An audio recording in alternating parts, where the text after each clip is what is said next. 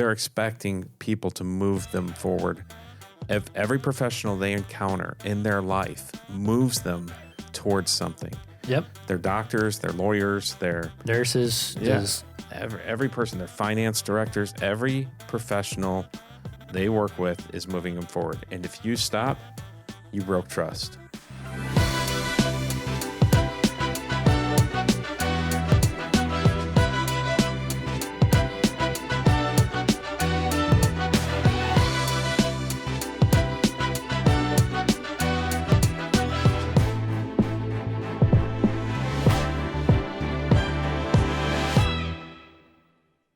Hey, America. Welcome back to another episode of the Life Insurance Academy podcast. I'm sitting here with my friend, amigo. What else is there? Give me some other names, some foreign names. Emmy? Mon ami? That sounds like love. He's not my... Keep your French out of here. I don't like the way he made eye contact when he said that. I don't either. Welcome back, guys. I know that was a little strange, but we're kind of weird here. We are excited to give you some goods today with the Life Insurance Academy podcast, and we are talking about something that comes up frequently, a lot of conversations with agents out there. They want to know why they're not selling. They want to know. That's not what they want to know, Chris. No, they say one word. They say one word. They want to know what is the response that gets the sell every single time. That's what they want to know. If you hit this magic word, it's like in the video game, a gold coin pops out, ka-ding, and it's like you unlocked and you've won. Like automatic sell. If you say these magic words at any point in the sales process, it's automatic commission to your bank account, your phone dings. So we're going to give them these magic words. The word that we're going to be talking about today is objections. And I think a lot of agents, that's a really good way of putting it, are looking for a magic word that will an instant do the noise solution. Again. An instant solution to moving somebody across the line so that you can get your commissions. And I think that is, it may not be articulated that way, but that is how it comes across sometimes. And it's not that simple. I wish it were that simple. Can you imagine? Miss Betty says, I want to think about it. And you say, abracadabra. If that was the word, that would be phenomenal. That would, right? Yeah, that'd be a great one. Or I would say mitzelplick would be a good one too. Yeah, well, I don't know that. They probably think you have some sort of tick or something. Yeah. This is so cool. And guys, one thing I want to promise you guys, this is going to be a series, Chris.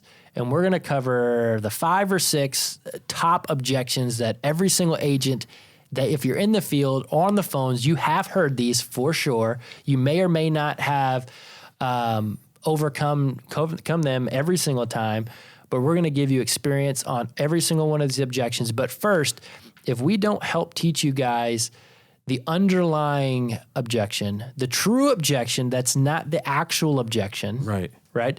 The true issue, the surface problem, why you got this in the first place, then we can never give you any word, abracadabra, mixoplex, whatever Chris just said. None of those words will work. But I can assure you, if we set this groundwork and help you understand why you're getting them, how you're getting them, and what they're truly saying, then it doesn't matter what word you use. With that understanding, you'll be able to address and face every single objection to move towards a sell. Okay. I'm glad you said all that. I'm going to tell the truth to these people, okay? That's the truth. I'm going to tell you the truth. Most people... Can we get him a podium? When they click on a YouTube video, they want their answer within 2 to 6 minutes? 10 seconds. Holy cow, we're way over. 2 to 6 minutes, okay? If that's how you're processing this and you're approaching your business, you're going to fail. You will fail. We are going to give you answers for you to be successful. Like, we're going to give you the stuff. Yeah, we're not giving you Band-Aids for this wound. We're going to stitch it up. Yeah, so we got surgery to do, gang, okay? So lock in, pay attention, commit to being on these episodes, and I promise you, you will write more business. Can I say that? And if you're the one... If you implement. If you're the one listening to this now, and you already see the thumbnail and the suggested video for the next one that has the objection you want to hear, and you stop this video and go watch that Big one, mistake. It's not going to help you. Big mistake. Okay, so let's kick this off right. Why are we even having this episode, Chris? We should be eating sushi.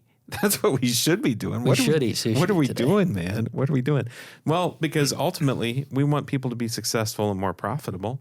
We want people's lives to be changed, and it's not going to come from magic words. It's going to come from having a principled approach in your sales process and being committed to that process. And if you can do that, you will see great stuff happen. Yep. I think a false temporary success can fuel a lifetime of disappointment. Dude, that's a short. That's very good. Say that again. A false temporary success can fuel a lifetime of disappointment. Can you give an example? Can you share some examples maybe you have seen before of that in the field? Or I can give you an example of it happened with me in a sense, but the best thing is have you ever had an application where you were horrible? You didn't say the right things. You didn't do a good job, and you got the application anyway. What does what that does for you is it reinforces the psychology in your brain lets you know that everything you said there, everything you did was great, and you associate all of that with a win. Correct. All of that with a win. Right. So now subconsciously, your body gets a rush, you get this adrenaline, you get this victory, you get this win, and it's especially early on with new agents, because if you haven't sold a policy yet, please watch our training videos, go through, follow everything exactly the right way, and you get your first app, you will know what I'm feeling. But the feeling of that is incredible, Chris. There's almost barely anything better, right, than having that first app and that first win. And honestly, it doesn't matter how small or big the policy is. It really doesn't matter. But you're just trying to hold back there. But inside of that, if you have that feeling when you're early on and you're still excited about these apps, but you didn't follow the right steps, you didn't follow a principled sales system, you didn't go through the process the way it should for back-end success, placement, persistency, longevity, continuing relationship with the client, referrals, right? Those sort of things. You're just looking for that very surface level beginning success. If you're not doing it the right way, and that body, that feeling, that excitement, it can create a false sense of success. And now you do the same thing you just did in this house into another house, But if the results probably won't, but they're not the same, then you're surprised, you're let down, and now you're confused and you have no idea why it didn't work because, Chris, it worked over here. Right. And Zach, you could even say, like, there are some agents, and I know I've done this, who do understand a principled sales process. They're committed to it, but they do find success. Like they start to win, and they think it's because of them. Like, oh man, it's my personality. Maybe I don't need to do this part of the process. And then, it's a little bit of a tougher week. And now, man, I really need to see more people, so I'm going to cut back on this part of the process. They cut that part out. And then they're not writing as much business. Then the next week it continues on in this thing, and then they come back and say, man, this opportunity sucks. Yeah. The leads suck. It's all that stuff that starts to pop up. I think there's two major variables for me, and I'm going to share a little insight of my mind and why it's weird. But there's two major variables here. I think there's levels of clients. Okay, I think there's levels 1s, there's levels 2s, levels 3s, and levels 4. Okay. Level 1s is, Chris, I don't care who you are, what you look like, you're getting an application, right? You're falling face first. You could literally say anything in the home. You could walk into the home and just stare at them and not say anything, and they're probably going to sign the application, and you're going to get an app. We call that a laydown. Yes, a laydown. Right. I think there's level 2s. Level 2s is if you follow somewhat of a system, even if you're very loose with it, you say things in different orders, but you make an effort to develop a relationship, you ask some questions, you're probably a brand new agent is going to get maybe 40 to 50% of those sales. Okay. And then you have level 3 clients. Level 3 clients is somebody that, if you're a new agent, you're probably only going to sell maybe 10, 15% of these, because in order to get a level 3 client, you have to be a little confident. You have to have some conviction. You have to add belief. You have to really follow the sales system in the principle-based, the exact way. You're addressing objections ever before they happen or pop up. You're moving through it strategically. You're using tie downs. You're building emotion. You're doing all of the right things. And an experienced agent, a high-level agent, is probably going to get 60 to 70% of those. And then you have level 4 clients, which I don't care who you are, how good you are, you or your upline is never going to sell that client. No. Okay? And that's because they're just impossible. And it could be because they're just messing with you. They really don't care about their family or have no family. There's no real need there, or there's no real want there. So you have these 4 levels of clients, and your goal as an agent is to develop to where you're getting every single level 1. Everybody wants to get level 1s. You're selling every single level 2, 100% of them, right?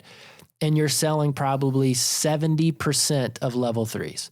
That's where you have agents in your organization or wherever you are that make the same number of phone calls on the same lead vendor, or do the same number of door knocks and run the same leads.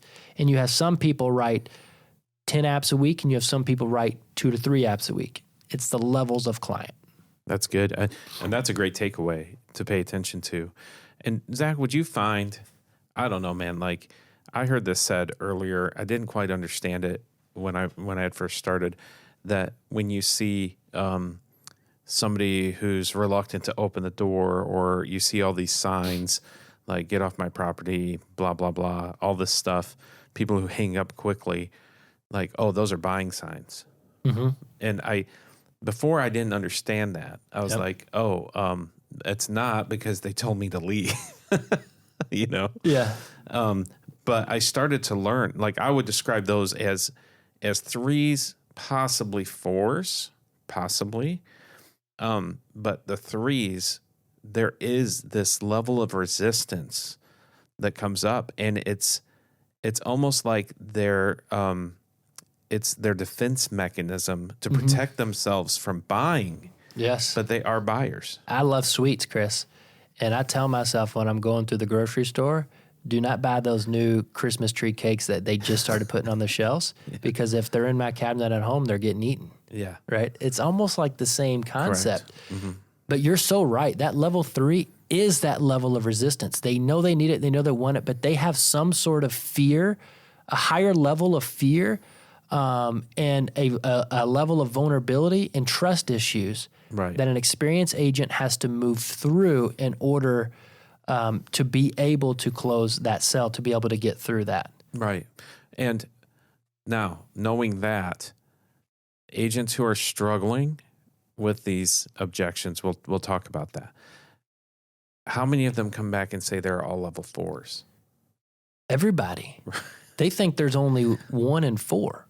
That's right. You're either getting a lay down or nobody was going. That's why I said not even you or your upline. Like, Chris, you couldn't even have sold that one, right? Right. That's how they all believe. Yeah, and I think that's an important distinction. That 4, there's power in that statement. Neither you or your upline was going to sell it, and I think when people think that, they believe sales is magic. There's no room for growth, Chris. Right. Yeah. In that moment, when you convince yourself and or then express that conviction to somebody else on your team or cross line or whoever, then you're validating, I did everything right and I shouldn't change anything, or I shouldn't reevaluate that sit because I can't learn anything from it. So let's say this. Let's say 1 to 4, you have 20 leads you're working for the week. How many 4s are there? Okay, so just so people can have some context and perspective on this. So if I have 20 leads a week in my mind, and again, this is probably my experience here is probably so many of you guys are probably going to nod your heads yes, that have been in the business longer than a year, 2, 3 years, okay, and beyond. If you're listening and you're brand new, you may not agree because you haven't understood the full truth yet. But I would say level 1s in a batch of 20 leads, you're probably going to run into 2. I would say 2. Now, again, if you don't have proper activity, you may not uncover the 2 that are in there. You may not ever talk to the 2 that are in there, right? So I'm talking about putting 100% effort into these 20 leads. This is what you're going to find. So 100 leads, 10. So about 10%, you may run into some 4s in there. I think on level 2 clients, which is an average beginner agent's going to get 50 to 50. That's what a new agent survives on, is number 2s. You're probably going to have, I would say, 5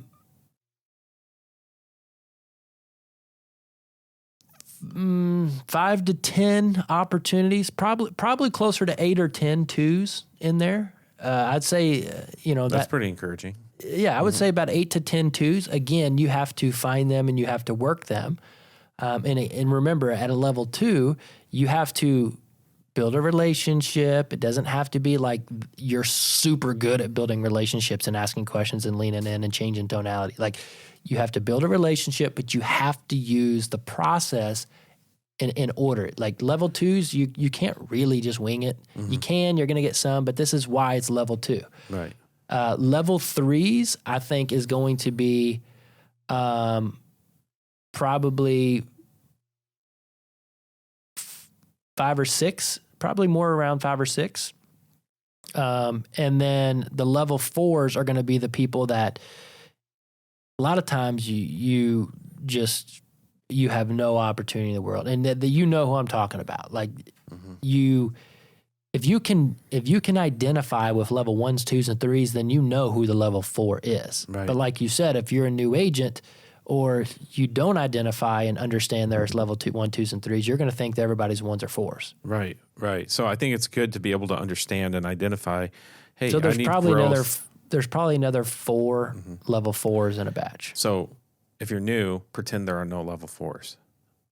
I mean, that's kind of how you have to approach it, right? Because once you start identifying that level 4, you're cutting off growth. If you're brand new, you feel that all level 3s and level 4s are all level 4s.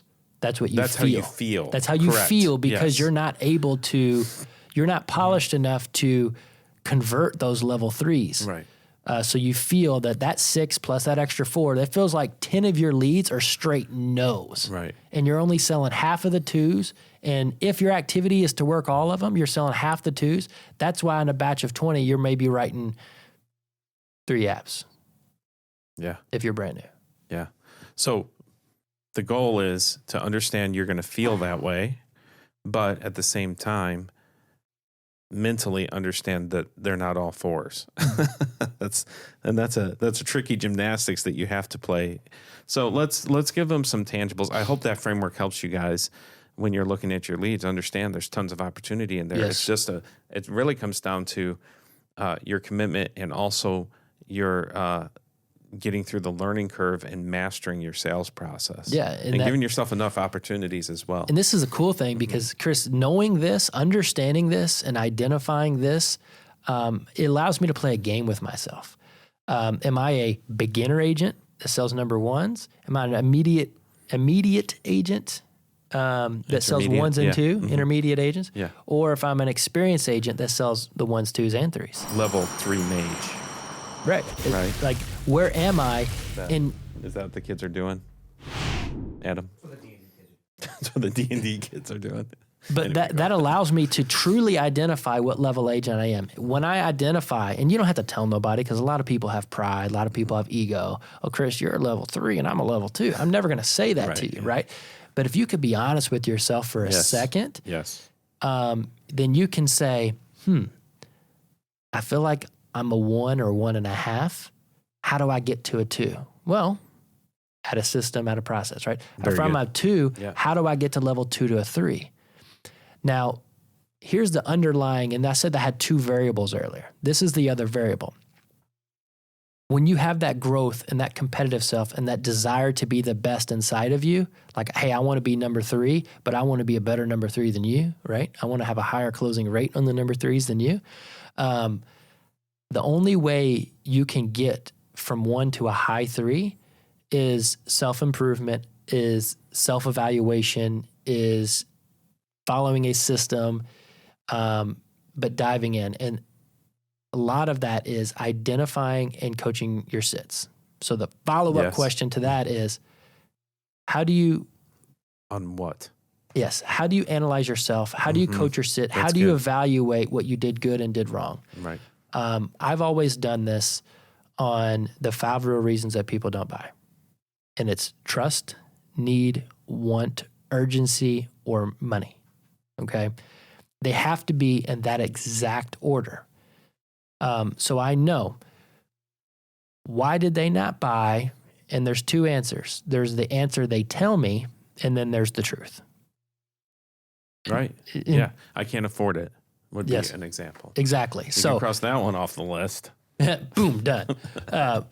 But they never, ever, ever, ever tell you the true, real reason. They'll give you a surface level reason. And I'll tell you this, the number one objection that everybody gets, Chris, is I can't afford it. I don't have any money. It's the money related. Trust, need, want, urgency, money. Money's the last, money's the 5th, money's the least likely to be a true objection. The true objection. But it's the most common one we get. You know why? You probably do. But the reason why is because when it's money, it's not you, so I'm not offending you. Yeah. And it's also not me. It's this darn wallet. It's something I can't control. It's something nobody control, and you can't have any objections to that. It Yeah. removes the responsibility from them personally, and they don't feel like a bad person. They don't feel like a bad mother. Okay, hold on. Let's dive into this one for 1 second so they can get a taste of what's to come. Okay. Perfect. So sometimes I'll see people who enter this workflow coming from, they had some success in another business and they're doing this. They sit down with Miss Mary, and Miss Mary is making $800 on Social Security. And she said, I don't have any money. And they come back and they're saying, Chris, she doesn't have any money. Right. I heard her on the phone. She told me what she's spending. She doesn't have any money. Correct. So she doesn't have any money. No, right? that's not true. Okay. That's not true. It may be true. I don't know if it's true. I need evidence. Okay. I need evidence. I'm a private investigator. Okay. And I have a checklist. And I have to check off the first thing was trust established. Because I promise you, trust is probably, when we talk about real reasons, trust, the very first one, is more often. So it's inverted, right? The objection they tell you the most is I can't afford it. The real reason the most is they don't trust you. But Chris, have you ever heard a client? Have you ever heard a client say, Chris, I really appreciate you coming out here, but to be honest, I don't want to move forward today because I absolutely don't trust you. The way your white beard sits across your cheekbones and your glasses and the way you smile, there's something about you that I don't trust you. I never trust a guy with waves in their hair. That was just you. You've only ever said that to me. Not a client, but if all of our listeners think back, has anybody ever been blunt and honest with them to say that? I just don't trust you. No. But that's the most common real reason. So when I have my checklist, if I'm a little investigator, was trust established, I got to be honest with myself, beyond any doubt? Was trust established beyond any doubt? Right. If I can say no, I don't have to go any further, Chris. It's not a money issue because the money would have never mattered if she had money.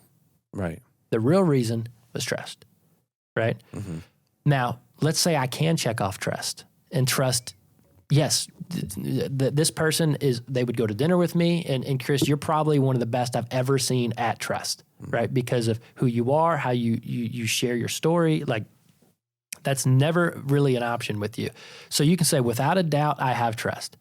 Then need. Did I do a good job as an agent, as a professional, identifying what the true need is?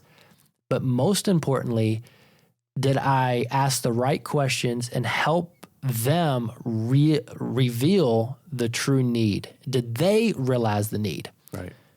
I think that's one of the biggest distinctions because, yeah, we know they need it, but do they know they need it? Yeah, that's a different level. Very, very different level. So do they know they need it beyond the doubt? And the way you know that is they tell you to you. You have to be good enough to ask questions, right? Emotional excavation that you talk about, which is a throwback to a really old video in front of a whiteboard that you did. I think it was in black and white. It probably was. Listen here, kids. You got to find the real need, eh? See? Yeah. Probably. You know what I'm going to ask for, Adam. Oh, yeah. Perfect. That's a throwback. But the thing is helping them verbalize that, right? Yes. Mm-hmm. So the way you know if they know they need it is if they told it back to you. And was it all of it? Right. Right? Because we talk about our sales principle system of raising the stakes. Is it all of the need or is it just a tiny bit of need? Mm-hmm. Now, so we know they trust you beyond a doubt. Check. They know they need it. Check.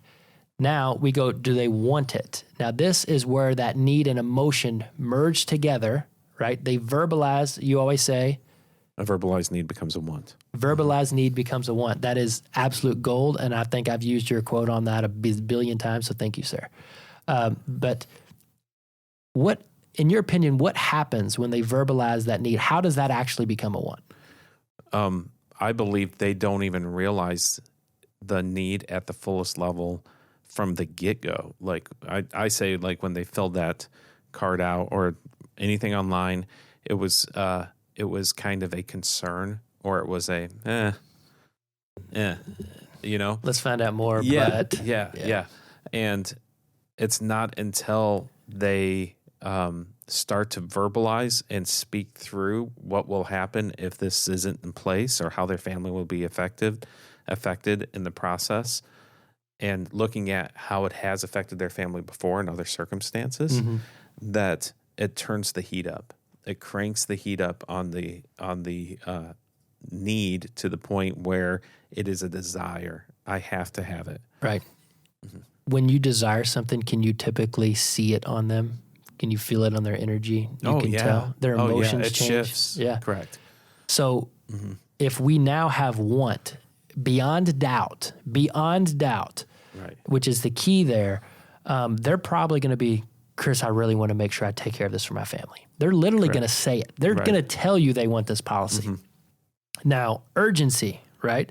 Urgency is going to be the next step. Now, the reason we know they do or don't have urgency is if they are usually if you have trust, need, and want beyond a doubt, it's not urgency. You do get, because if this is an inverted thing, like the true real reasons, the highest one is trust, then they don't understand the full need is the second highest, and then want, right? And the objections they get you is on the other end, which is the most common objections, money.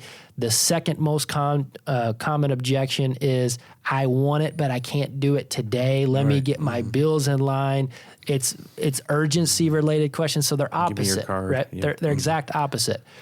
But at that point, a lot of that is on the agent, because if they trust you, they need it and they want it. If they trust you, which means they trust your advice, they trust your guidance. Correct. They know they need it, and they know how much they need.